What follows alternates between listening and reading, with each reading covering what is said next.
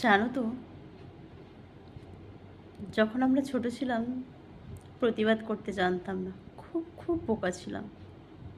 শ্বশুরবাড়িতে যখন পা দিলাম তখন সবাই ভালোই বলল, কিন্তু 1 মাস যাওয়ার পর ভালোটা আর কারো কাছে শুনলাম না। তখনও কিন্তু নীরবে চুপচাপ সব কিছু সহ্য করে গেছিলাম। কিন্তু আস্তে আস্তে যখন ওই যে বলে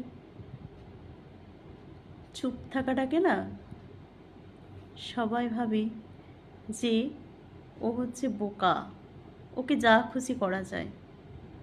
কিন্তু যখন প্রতিবাদ করতে শিখলাম তখনই সবার কাছে খারাপ হয়ে গেলাম, সেটা পুরো ফ্যামিলির কাছে। তখন বলল আমি ভালো নই। হ্যাঁ, এটা শোনাটা এমন কিছু নয়, কারণ এখন বুঝলাম যে যারা প্রতিবাদ করে তাদেরকে কেউ ভালোবাসে না, কেউ না। এখন আমি সঙ্গে সঙ্গে উত্তরটা দিই। কেন দিই জানো তো? কারণ ফেলে রাখার মতো মানুষ আমি আর নই। কারণ যখন যেটা হবে ওই গরমে গরমেই দিয়ে দিই, একদম বাসই করি না কোনো কিছু। এই জন্যে আমি হয়তো সবার কাছে খারাপ, তো খারাপ থাকা অনেক বেটার।